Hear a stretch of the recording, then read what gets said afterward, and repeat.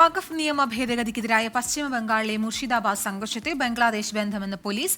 സംഘർഷത്തിന് പിന്നിൽ ബംഗ്ലാദേശ് നുഴഞ്ഞുകയറ്റക്കാർക്ക് പങ്കെന്ന് പ്രാഥമിക അന്വേഷണത്തിൽ കണ്ടെത്തി. ബൽറാം നെടുങ്ങാടിയുണ്ട് കൂടുതൽ വിശദാംശങ്ങളുമായി. ബൽറാം, ഗുരുതര കണ്ടെത്തലാണല്ലോ. പോലീസ് പറയുന്ന മറ്റു കാര്യങ്ങൾ എന്തൊക്കെയാണ്?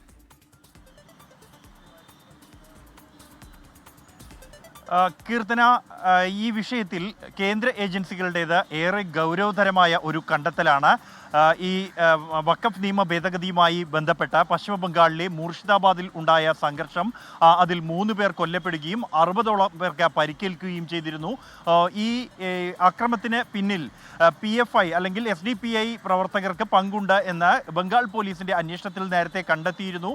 എന്നാൽ കേന്ദ്ര ഏജൻസികളാണ് ഈ വിഷയത്തിൽ ബംഗ്ലാദേശ് ബന്ധവും ഉണ്ട് എന്ന കണ്ടെത്തൽ നടത്തിയിരിക്കുന്നത്.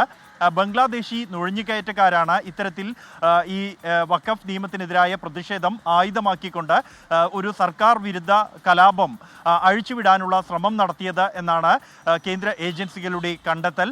ഈ വിഷയത്തിൽ പശ്ചിമ ബംഗാൾ സർക്കാരിന് ഇത് നിരീക്ഷിക്കുന്നതിനും ജാഗ്രത പുലർത്തുന്നതിലും വീഴ്ച പറ്റിയിരിക്കുന്നു എന്നുമാണ് കേന്ദ്ര ഏജൻസികളുടെ കണ്ടെത്തൽ. വിഷയത്തിൽ അന്വേഷണം പുരോഗമിച്ചുകൊണ്ടിരിക്കുകയാണ്. അതേസമയം മുർഷിദാബാദിലെ സംഘർഷം കഴിഞ്ഞ 3 ദിവസമായി ഈ സംഘർഷം ഇല്ലാതെ സമാധാനപരമായി തന്നെ തുടരുകയാണ്.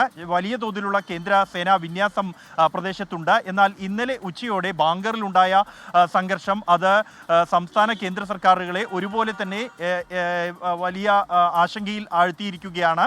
പ്രത്യേകിച്ചും വലിയ ജാഗ്രത സംസ്ഥാനത്ത് തുടരുമ്പോഴാണ് വീണ്ടും ഒരു സംഘർഷമുണ്ടാവുകയും 5 ബൈക്കുകളും 2 പോലീസ് വാഹനങ്ങളും അടക്കമുള്ളവ അഗ്നിക്ക് ഇരയാക്കുകയും ചെയ്തിരിക്കുന്നത്. പ്രദേശത്ത് ഇപ്പോൾ വലിയ സേനാ വിന്യാസം ഈ പ്രദേശത്തും ഉണ്ട്. നിലവിൽ ഇപ്പോൾ സ്ഥിതിഗതികൾ ശാന്തമാണ്. ഇന്റർനെറ്റ് നിരോധനം അടക്കമുള്ളവ നീട്ടാനുള്ള തീരുമാനത്തിലാണ് സംസ്ഥാന കേന്ദ്ര സർക്കാരുകൾ. കീർത്തന. ശരി, ബൽറാം നെടുങ്ങാടിയാണ് വിവരങ്ങൾ നൽകിയത്.